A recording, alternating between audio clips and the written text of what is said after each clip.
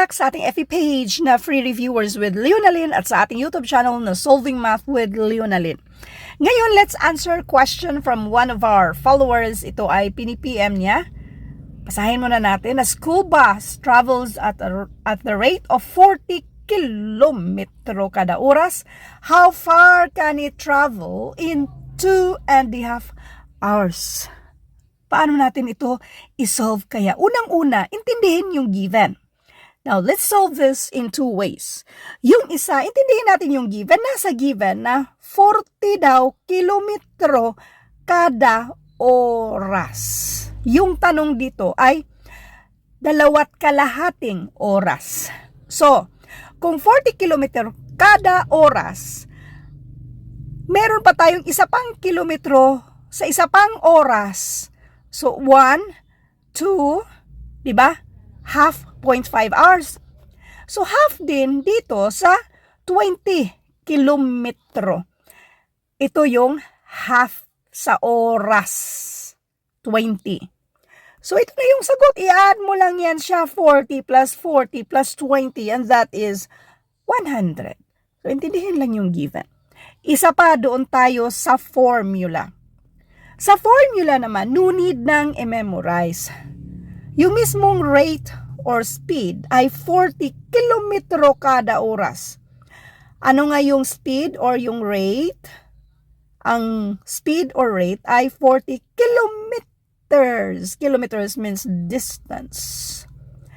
Per, i-divide natin yan. Hour means time. Yung tanong, how far can it travel in 2.5 hours? Distance man ang hinahanap. So, kung yung time dito, di ba, speed equals distance divided by time. So, since distance ang hinahanap, yung time dito, since pang-divide yan siya, pang-multiply na yan sa speed. So, we have speed times time equals distance. Ito yung hinahanap natin, yung distance. Yung speed dito, we have 40 kilometers per hour. I-multiply natin yan siya sa time na 2.5 hours. Focus muna tayo sa mga apelyido nila. Alam niyo yung apelyido nila dito, kilometro kada oras, i-multiply sa oras. Yung oras sa baba, oras sa taas, cancel mo yan. So, ang sagot dito ay kilometro, kaya distance. So, therefore, kilometro. Ang matitira dito ay itong 40 at si 2.5. In other words, i-multiply lang pala natin yan.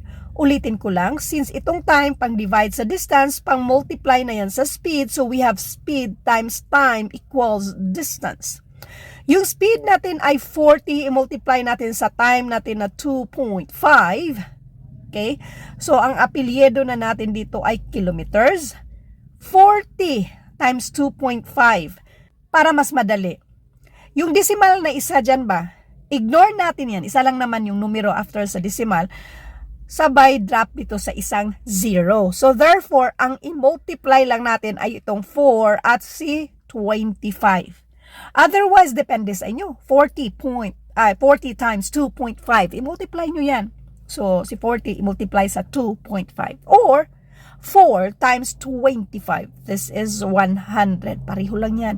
100 pa rin yan siya. Thank you for watching and all. I hope na meron kayong natutunan sa videong ito. Thank you and God bless.